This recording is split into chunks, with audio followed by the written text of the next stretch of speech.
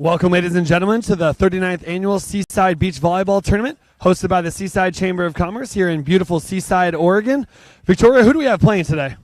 We have the winners bracket quarterfinal. Both teams are from Southern California here in Seaside, Oregon. Weather is amazing, and we're ready to see some great volleyball. Alrighty, everyone, here we go. Game is underway. My bad. I thought that was your close. Close to getting underway, Dave.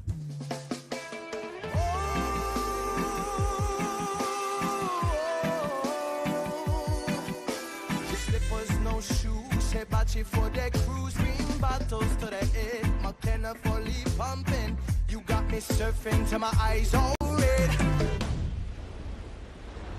Oh, oh, fire in the sky. Oh, oh, give thanks for this life. Why do I do it? To find myself? Do I do it for a sense of accomplishment? Is it because I'm driven? Because I love the challenge? God, no. I do it for the beer. Joe Kramer at the service line. Welcome to Championship Court. My name is Kyle Holmeyer, alongside Victoria. Dennis, hello. Thank you so much for joining us. She is actually the best one to do this. I've just been the one you've been stuck with, so you actually get a real treat here in this quarterfinal match. Well, thanks so much. I'm so excited to be here. The volleyball this entire weekend has truly been at one of the highest levels that you can get here in Seaside and across the nation, truly. A lot of these teams even hauled their booty from AVP Atlanta across the country to Seaside, Oregon to play here in this legendary tournament. And we can see it on all the courts as we look out towards the ocean. Great volleyball everywhere. Victoria, did you know there's 180 courts going on right now? Even though we're just looking at championship court, you will see a little bit of aerial footage later. 180 courts, over 1,200 teams are competing right now over 3 days. Competition did begin yesterday and will conclude tomorrow, although today is the end of the doubles. So we will have a winner and a $5,000 purse going home with one of these teams. So you're saying it's just a tiny little tournament, right, for the weekend? Just here in a small little town of Seaside, Oregon. 3 serving 1 here on center court. Early play, both of these teams having competed on championship court yesterday, knowing what this opportunity is like. Run with the service ace.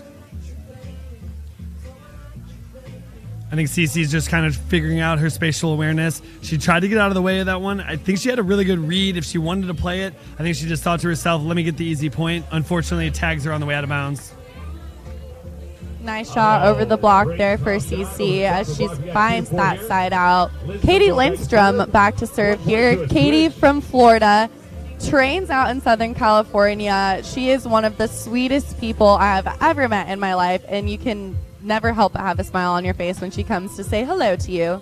And Victoria, we just saw the set from Katie to her partner, Cece Agras, who hit that nice little soft roll over the top. Wow, that stream brought to you by Streamography. We're switching sides here. Big swing by Kramer. She goes cross court for the kill. Not unfamiliar with center court. They were both here yesterday. Absolutely. Back at it today, and they did not lack in entertainment. They kept us excited. Joe Kramer at the service line now, 5-2. Victoria, who's back to serve? Joe Kramer, USC alumni. She has a national championship under her belt from the Pacific Palisades in Southern California. Joe and I trained together the last year-ish, on and off, and played a handful of tournaments together. We took 5th last year at Wapaka in 2019 together, and a 3rd at the AVP Next Gold in San Antonio. And I'm so excited to see her out here on center court competing. She's playing insane this tournament. Great cross-court shot there. There was a swing from Cece Agras to the cross court. Was that a decision by Run to drop to the cross, or do you think Joe wanted to come to that cross and then Run needed to come down the line, or was there just a miscommunication and a late read? So that might have been a miscommunication. It looked like Joe was running an angle block defense. She ran to the line. Peyton chose to pull on that, but Cece saw them obviously both on the right-hand side of the court and shot it to the left there. That was a great pickup. Kramer keeping her partner in system. She's able to step close with a pick of the litter of shots. Goes just to the long side of the court in front of opponent Katie Lindstrom. Lindstrom, a lefty. We'll see some opportunities. She creates different angles with that left-handed swing. A lot of volleyball players are right-handed, and so when they see a lefty, not only does that ball move a little bit differently, it's almost just from a spatial awareness as they see that ball coming towards them, just a little bit different of an angle and the trajectory. Definitely. And her partner, Cece, knows this with her setting. So she's able to set the ball a little bit more up and down inside for Katie to step close to as she's swinging left-handed. She actually is recovering from a shoulder injury that's happened the last month or so. So she was actually swinging right-handed last tournament. She is a versatile player. Does being ambidextrous play very well to being a beach volleyball player, or is it more important to be really, really good with one hand? That's a pickup overpass, results in a kill. Miscommunication. What a play there. Hey, if you got multiple tools in the toolbox, why not use them? Don't let them rust. Keep them sharp. I'd love to see a tram stamp on Carl. Miscommunication there. Great swing. Run gets the swing. Lindstrom able to keep it off the sand, goes back over the net, and since any ball that's directed towards the opponent's court is considered an attack, that will be a kill. What a great swing there. Peyton Run making it 8-5. Peyton and Joe have gotten a lot of reps together. They play the same type of volleyball, which is, you could say, Joe Kramer at the service line. They have ball control and they are able to keep a very steady game out on the court. And of course, you know, announcers jinx as that ball goes into the net. Here on the switch, we have 6 serving 8. CC Graz heads back to the service line. Are we going to see, from a serving perspective, are we going to see almost one athlete predominantly take all the reps, therefore they have to have a lot more pressure on them? Or do you think it's going to be very situational? So right now it looks like they're serving Joe as maybe they feel more comfortable being able to run down some of her shots as compared to Peyton, or they're trying to expose Peyton's setting, but Peyton is a great setter as well. So it depends what your game strategy is. But right now it looks like Katie and Cece are serving Joe, and Peyton and Joe seem to be serving Cece, trying to put the pressure on her to side out, as Katie is very crafty and shoddy, as well as can swing and rip the ball. But it's just being able to keep that consistency, that flow on the court, understanding that you are going to be served, and then just playing that side out game. Absolutely. There was a swing from Run off the outside hand of Cece Graz. That brings Run to 3 kills here. We're about midway point through this set number 1. Don't be distracted by the number 3 showing there. I'm sure the official will correct it momentarily. The wind blew that there. Poke from Kramer just out. How much does the wind here at Seaside specifically, and maybe even today, possibly going to play into how these athletes either set or control the ball, or attempt to control the ball? Absolutely. So the breeze here tends to come off of the ocean. So if I have the ocean to my left, I want to be serving the right side across the court. So whatever player is closest to the ocean, that is called the Coffin Corner. The Coffin Corner is not the most pretty to pass, and it's pretty difficult as the ball will drop drastically as you serve it into the wind. There is a, quote, good side and bad side. You want to be serving into the wind so that ball drops on your opponent. Absolutely. And is that why they switch sides? Yeah, that absolutely plays a factor into why we switch sides here in beach volleyball, giving equal opportunity to all athletes on the court. I mean, you have so many elements out here. We're not in a controlled environment. There's the sun, the wind, the uneven surface that you're playing on. So there's multiple elements playing into the game besides the game itself, which is very unique for a sport. Not to mention your ability to pass, your ability to set, or ability to attack. You just have to worry about the environment around you. And sometimes that makes it even more challenging. And I think you start to see athletes, and how much does that play into a game plan? How hard you have to work here on the sand from a serving perspective or from an attacking perspective, making somebody work a lot harder. Does that play into it? Or are these athletes that elite, which they are, but how much does that play, or if at all? For the environment? Yeah, for the environment and how hard an athlete has to work on this surface in these conditions and how that plays into their toll as far as their conditioning. Absolutely. I mean, we train every day for these tournaments, right? So it's something that is definitely we become used to, and you know, adversity builds character, and just finding adversity within the different tournament locations. They're all different from each other, different sand, different, you know, wind, but that's part of the game of beach volleyball, and it makes it unique. We just had an unforced error from CC Agraz. That's going to give a slight advantage now up to 6 to Team Kramer and Rund as they serve to Lindstrom and Agraz. Agraz on the top side. She just received. She's transitioning, taking a high roll, but Rund touches it. Why didn't she play it over? Why didn't she just set it higher to her teammate? Excuse me. So in this rally, CC touched that ball, and you only have 3 touches on your side. It's not like indoor when you can do 4. So a block touch does count as a touch on the sand. You have wizard ears, or at least dog ears. I didn't hear that at all, or see it. We are here. I believe it is our technical timeout. That is when the score totals to 21. Victoria, we're going to head to a short commercial break, and we'll be right back here at Seaside 2021. Well, maybe if it's total.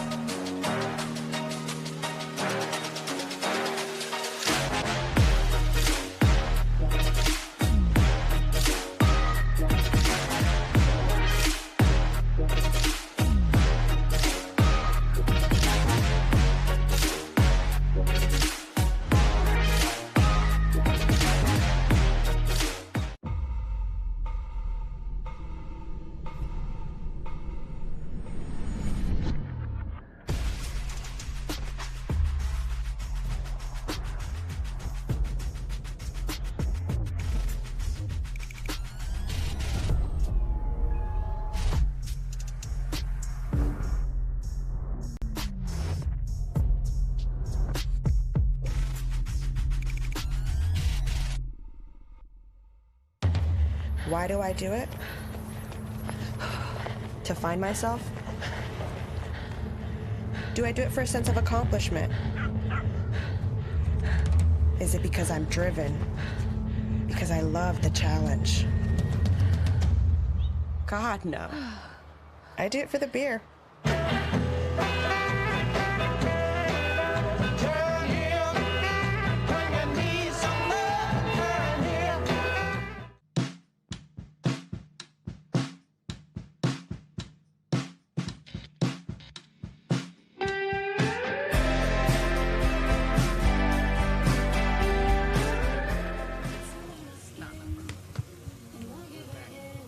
And we're back underway here at the 39th Annual Seaside Beach Volleyball Tournament.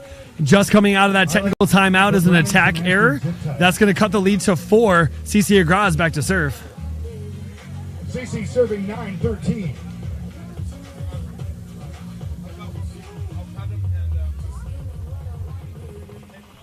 Peyton with the receive. Finding high line and finds it going down right over CC's block, making that 14-9 here in the first set on center court here in Seaside, Oregon. Run at the service line again. And Victoria, do we play to 25 like indoor? No, we do not. We play to 21 and we switch on 7s, best 2 out of 3 here. Thank you for everyone tuning in here. We're so excited to have you. Great volleyball happening all weekend.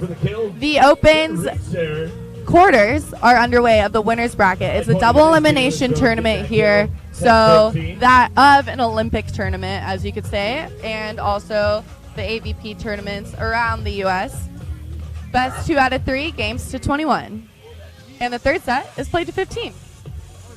Lindstrom with that quick left-handed swing. She headed back to the service line. This time Run going in front of her. A little off kilter there. Was that just a feet placement, or do you think the wind took that just a little bit? It could be both. Either she started her approach a little bit too early, or the ball got pushed to her left shoulder. But she was able to find that ball and cut it thumbs down for her cut shot there, finding the court. 15, serving 10. Kramer's back to the service line. She serves Lindstrom. Lindstrom, remember, being a lefty, has a pretty good opportunity. Now, correct me if I'm wrong. She went up with an open hand. She got all of her finger pads on that, or at least her fingertips. Is that not an open hand? Is it because it's a one hand or it's an attack? So she went up with her knuckles. So you can't have an open hand tip on the sand. You could indoor, of course, but that's a different sport. On the sand, you have to go up with your knuckles and poke it over the net. Whereas, you cannot have your fingertips touching the ball to redirect the ball. And if you're going to have open hands on a hard-driven ball, it has to come out cleanly and has to be reactive. You can't actually have your hands set already. Sometimes officials might call that pretty tight and might consider that not to be reactive. And if it doesn't come out clean on that first contact, even if it's the first contact, you're still going to get called. Correct. Kramer with the kill. It's an eager seat right there. It's an eager beaver. 16-11 here. Kramer going deep to Agraz. Lindstrom gets Agraz off, goes short. Redirect by Agraz. Good pickup by Kramer. Did Kramer make a late read there? And correct me if I'm wrong. She's not playing what I think a lot of people would traditionally call, like, she's either going to stay into the cross or go down the line. She seems to be hanging out in the middle. What's the reasoning for that? She's playing read defense really well. That was a great move she made to pick up that cut shot. It just went over the net a little bit, but she saw it and she was able to get there and pick it up. So that was a great move by Joe Kramer. Katie Lindstrom back to serve now, 12, serving 16 here in the first set. And that was a side switch. That was a multiple of 7. That was our 4th side switch. Late decision by Agraz. She gets Lindstrom tight. Lindstrom go with the pokey. And blocked by Run. That's Run's second block, Victoria. Is she known as a blocker or is she known as a disruptor? So she switch blocks a lot. So she could either play defense or be a blocker. Obviously, this tournament, she is a blocker. Peyton has really good vision and is able to press low over the net, as we can see right now. Timeout here on center court, 17-12. As we send you to commercial, we will see you soon. We got a little timeout here on center.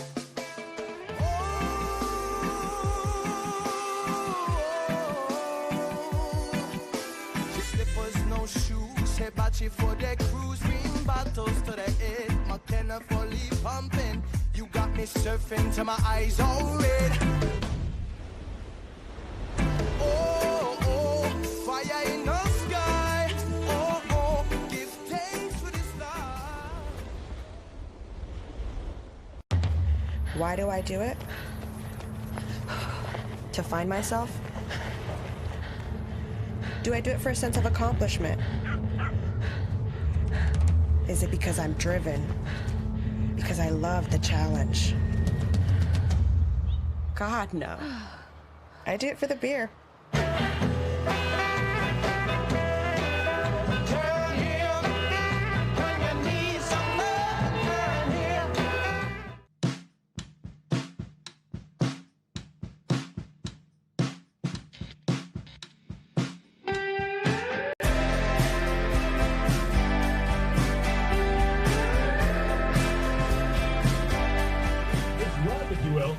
After that short break, we're back here after a timeout requested by Lindstrom and Agraz. They trail right now by 5. Run back to serve. She's made her way up to the net. We'll see how that plays into the decision-making of Lindstrom and Agraz. That's a quick poke by Runs.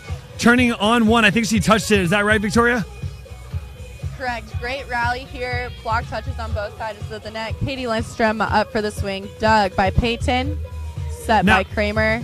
Blocked by Agraz. Great block there by Cece. What a rally on both sides. Both defenders picking up shots very well. Blocks are getting touches. This is great volleyball. Lindstrom back to serve. Lindstrom now at the service line. 13-17. Lindstrom back to serve. Now, she generally will serve corner to corner because the court is longer that way.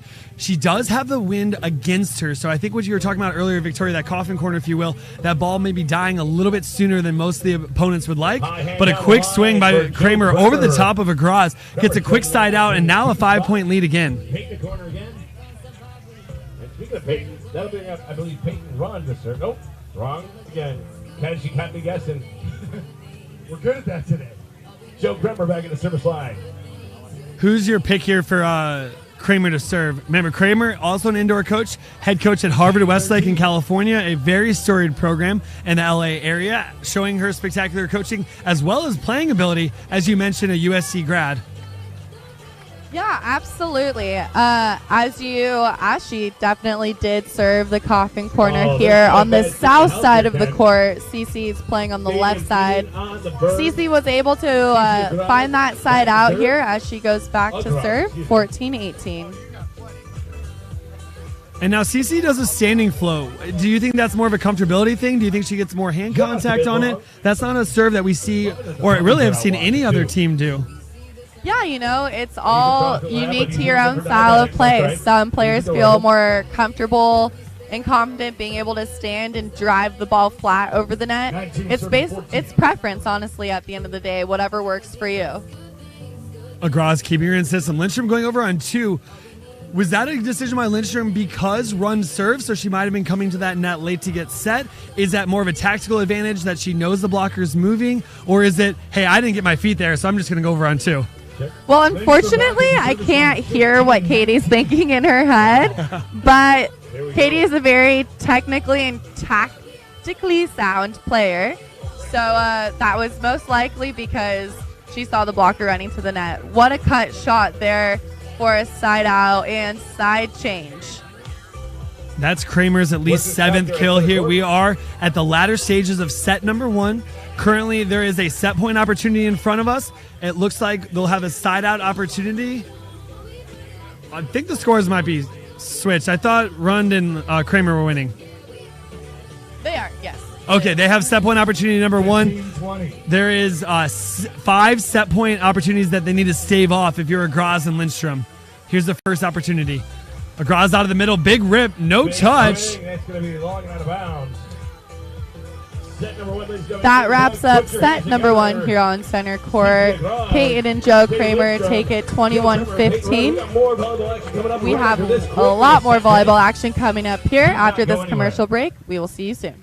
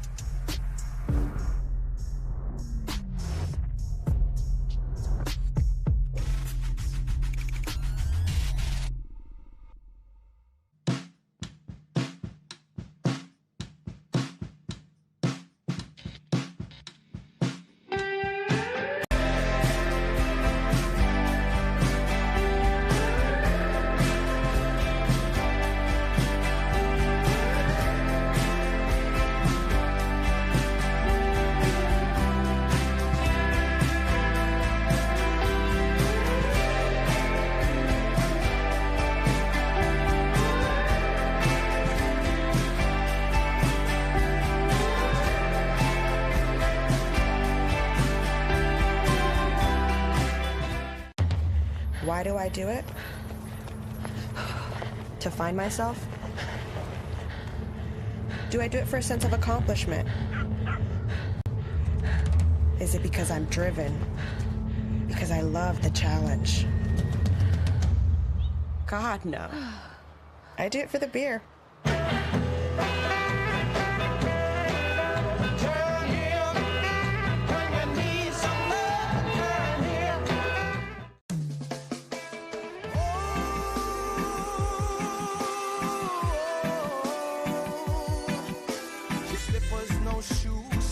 For the cruise, bring bottles to the head. McKenna fully pumping. You got me surfing till my eyes all red. Oh, oh, fire in the sky. Oh,